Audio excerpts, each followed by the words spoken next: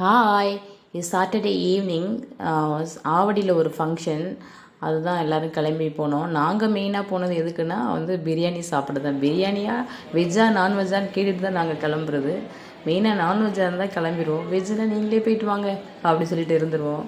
அது மாதிரி நாங்கள் நான்வெஜ் பிரியாணி சாப்பிட்டுட்டு பசங்க ஐஸ்கிரீம், அவங்க மெயினாக ஐஸ்கிரீம் தான்.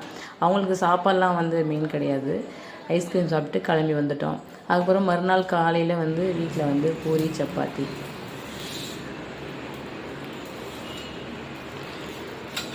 என்ன பூரியா சப்பாத்தியா? சப்பாத்தியா? சப்பாத்தி பசங்களுக்கு பூரி. நமக்குலாம் சப்பாத்தி. சப்பாத்திக்கு சைடிஷ் என்ன? சென்னா சென்னா மசாலா. ஓ சூப்பர். ஐயோ, பின்னாடி கிச்சன் ரொம்ப கேவலமா. ஓகே, சரி சப்பாத்தி சுட்டு சாப்பிடுவோம் வாங்க. நீங்களும் சப்பாத்தி சாப்பிட்லாம். தேங்க்யூ.